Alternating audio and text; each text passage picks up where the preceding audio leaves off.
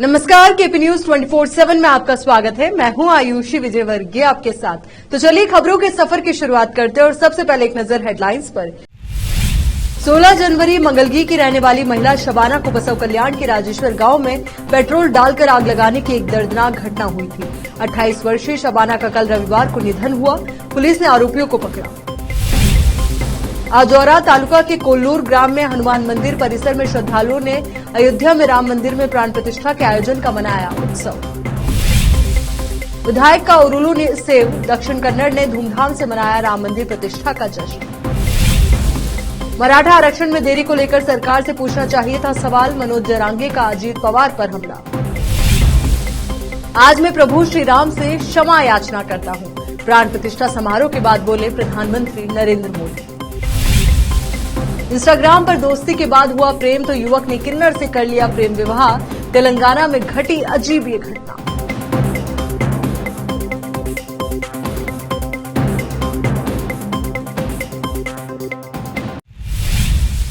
अब देखते हैं समाचार विस्तार से। 16 जनवरी मंगलवार को मंगलगी की रहने वाली महिला शबाना को बसव कल्याण के राजेश्वर गांव में उस पर पेट्रोल डालकर आग लगाने की एक दर्दनाक घटना हुई थी।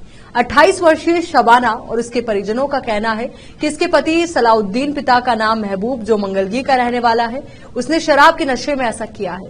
इनके साथ शफी नाम का व्यक्ति भी शामिल है। अत्यधिक जल जाने के कारण शबाना ने 21 जनवरी रविवार को हैदराबाद के गांधी हॉस्पिटल में आखिरी सांस ली और इसने महिला शबाना ने बयान भी दिया है कि शबाना की शव को उसके मूल गांव मंगलगी को लाया गया। इस संबंध में बसव कल्याण पुलिस स्टेशन में केस भी दर्ज हो गया है और पुलिस ने आरोपियों को हिरासत में ले लिया है और पुलिस इस मामले की जांच में जुटी है। केपी न्यूज के संवाददाता असलम खान की रिपोर्ट। आज 22 जनवरी को अयोध्या में राम मंदिर में प्राण प्रतिष्ठा कार्यक्रम आयोजित किया गया और श्री राम लला को विराजमान किया गया। इस अवसर पर पूरे देशवासी श्रद्धा और भक्ति में लीन हैं और राम की पूजा अर्चना कर रहे हैं और राम लला के विराजमान होने की प्रसन्नता जता रहे हैं, खुशी मना रहे हैं। साथ ही भजन और कीर्तन किए जा रहे हैं और भोजन और भंडारे का आयोजन भी किया जा रहा है।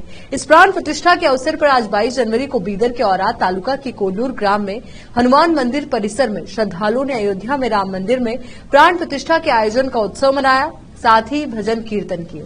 इस अवसर पर सागर पाटिल कोल्लूर, अविनाश पाटिल कोल्लूर, खांडेराव पाटिल कोल्लूर, राजप्पा हुनशेट्टी, शिवलिंग स्वामी कोल्लूर, राजप्पा दगलवाड़ी, विश्वनाथ धाबड़े, वीर शेट्टी देवपुरे, प्रकाश दगलवाड़ी, मल्लिकार्जुन खांडे, मल्लिकार्जुन शंबेले और अन्य उपस्थित थे। और आज से अलीम पाशा की रिपोर्ट।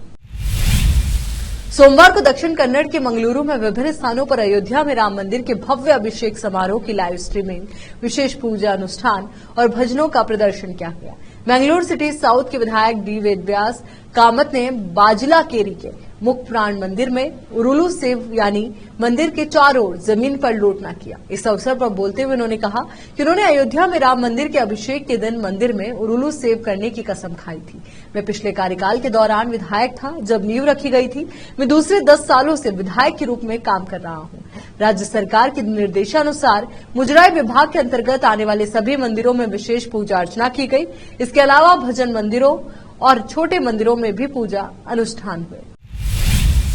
आज कुतुब उल्लाहपुर 127 डिवीजन गिरिनगर में सैयद सलमान यूथ कांग्रेस की निगरानी में फ्री मेडिकल, डेंटल और जनरल मेडिकल कैंप आयोजित किया गया, जिसमें मुख्य अतिथि कुतुब उल्लाहपुर कांग्रेस पार्टी प्रभारी कोलर हनुमंत रेड्डी, अध्यक्ष युवा नेस्तम फाउंडेशन केपी विशाल गौड़, क्षेत्र कॉर्पोरेटर विजय शेखर गौड़ उपस्थित रहे और संबोधित करते हुए कहा कि इस तरह के मेडिकल कैंप से गरीब जनता को मदद मिलेगी। आजकल गरीब अपना इलाज प्राइवेट हॉस्पिटल में नहीं करवा सकते।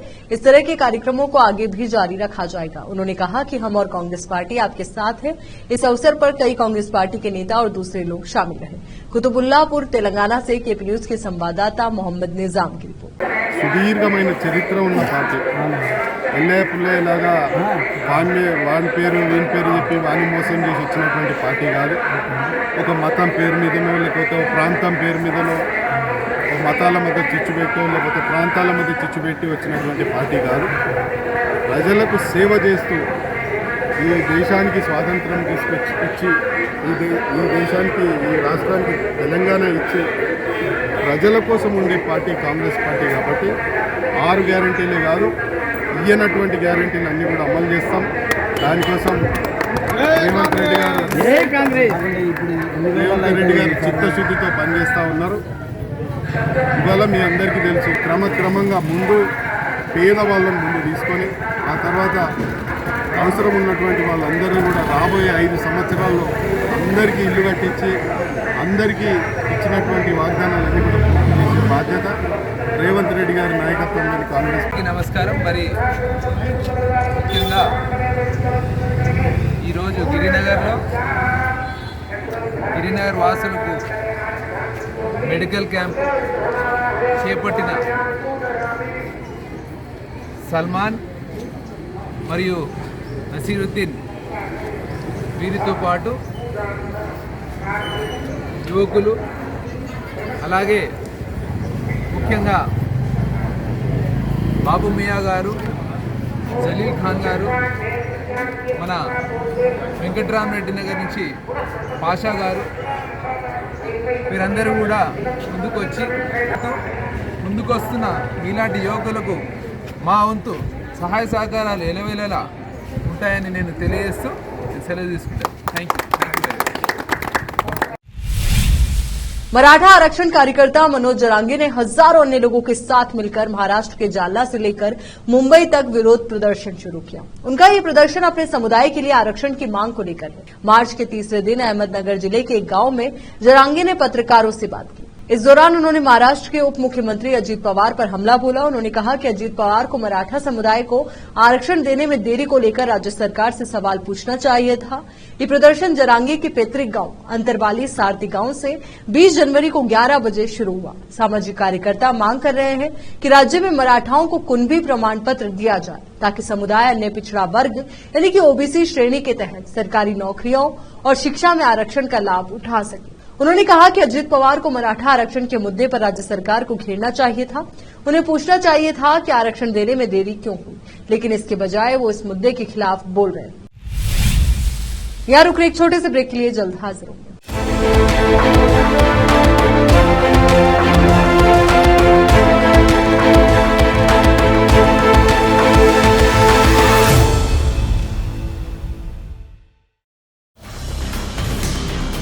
हिंदुस्तान के हर कोने में हम हैं मौजूद।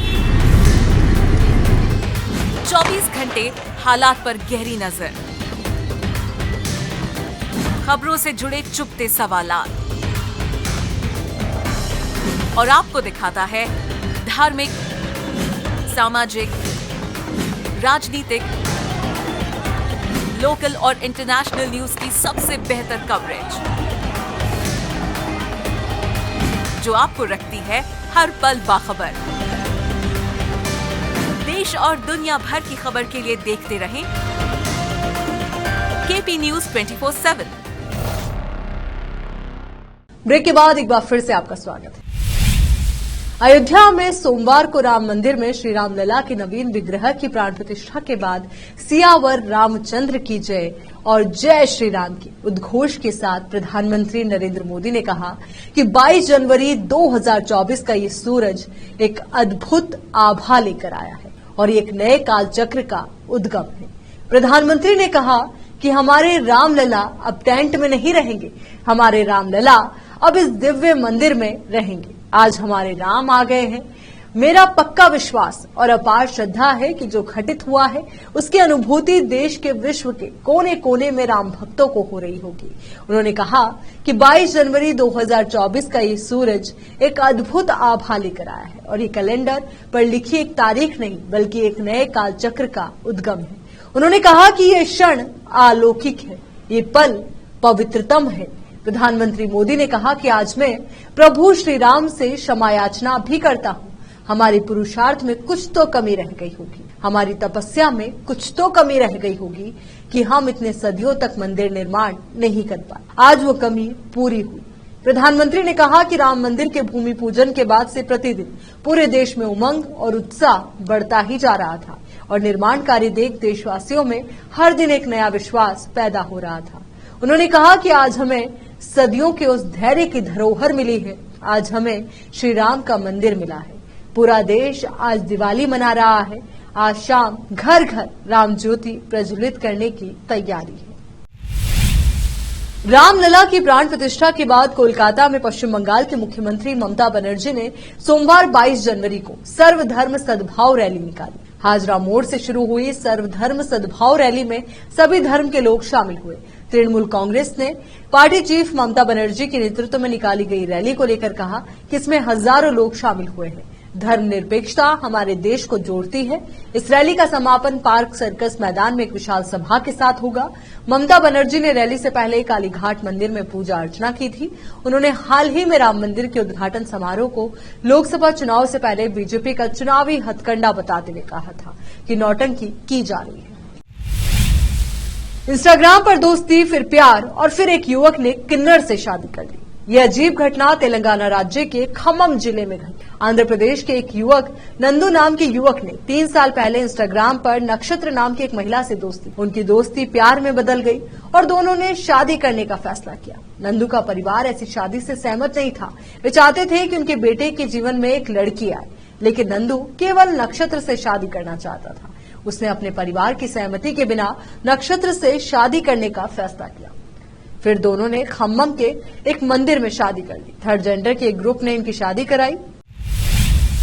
हरियाणा के रोहतक जिले में महर्षि दयानंद विश्वविद्यालय में कौशल विकास निगम की ओर से चल रही स्त्राइल भर्ती प्रक्रिया के अंतिम दिन रविवार को 500 के करीब उम्मीदवार पहुंचे थे। इस दौरान उम्मीदवारों के स्किल्स की परख की गई। सुबह 7 बजे से अभ्यर्थी परीक्षा देने के लिए एमडीयू परिसर पहुंचे थे। इस दौरान ट्रायल और परीक्षा दी गई और अब फाइनल चुनाव होगा। रोहतक के बाद अब उत्तर प्रदेश में इजराइल के लिए भर्ती प्रक्रिया का आगाज होगा। इससे पहले इजराइल के लिए कुशल श्रमिकों की भर्ती प्रक्रिया को देखने राष्ट्रीय कौशल विकास निगम के निदेशक अजय कुमार रैना भी रोहतक पहुंचे। उन्होंने श्रमिकों से भर्ती प्रक्रिया में एजेंटों से सावधान रहने की अपील की थी। उन्होंने कहा है कि भर्ती प्रक्रिया पूर्ण रूप से निःशुल्क है और अगर कोई एजेंट किसी श्रमिक से पैसे मांग रहा है तो गलत है। दरअसल निगम के पास ऐसे मामले सामने आए थे जिनमें शिकायत की गई कि कुछ एजेंट्स इजराइल की इस भर्ती प्रक्रिया के लिए पैसा ले रहे हैं। अयोध्या राम मंदिर की प्राण प्रतिष्ठा समारोह हो चुका है। ऐसे में भगवान राम की प्राण प्रतिष्ठा देखकर तीनों साध्वी गले लगकर रोने लगी। वीडियो में देखिए ऋतंभरा जी, साध्वी उमा भारती जी और साध्वी निरंजन ज्योति एक दूसरे को गले लगाकर रोते हुए दिखाई दे रही है। यहाँ रुक रहे एक छोटे से ब्रेक के लिए, जल्द हाजिर।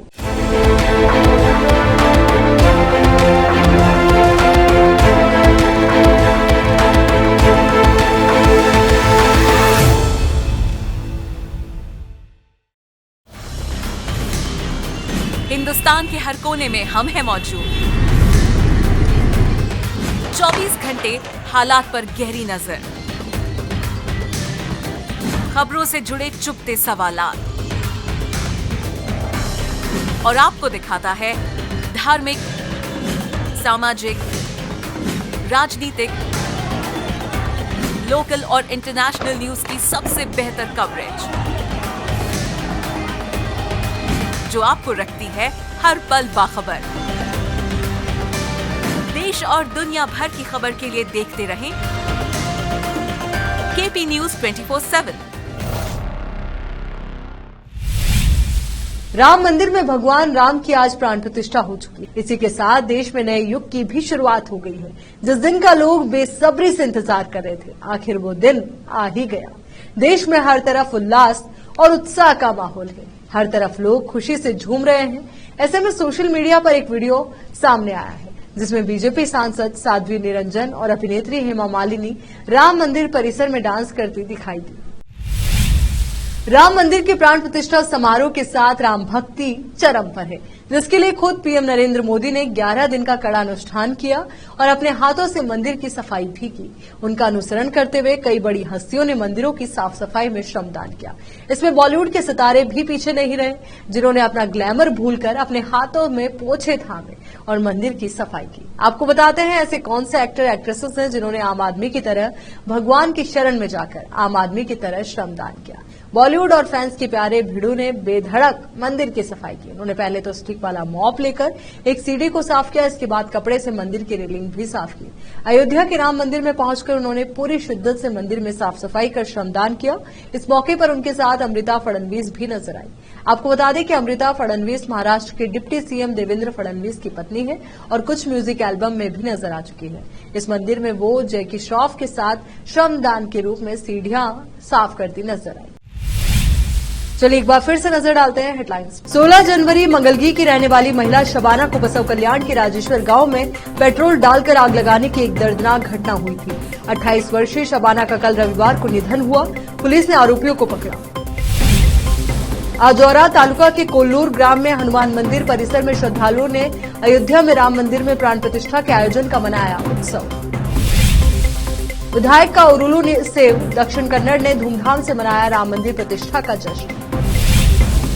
मराठा आरक्षण में देरी को लेकर सरकार से पूछना चाहिए था सवाल, मनोज जरांगे का अजीत पवार पर हमला। आज मैं प्रभु श्री राम से क्षमा याचना करता हूं, प्राण प्रतिष्ठा समारोह के बाद बोले प्रधानमंत्री नरेंद्र मोदी। इंस्टाग्राम पर दोस्ती के बाद हुआ प्रेम तो युवक ने किन्नर से कर लिया प्रेम विवाह। तेलंगाना में घटी अजीब ये घटना।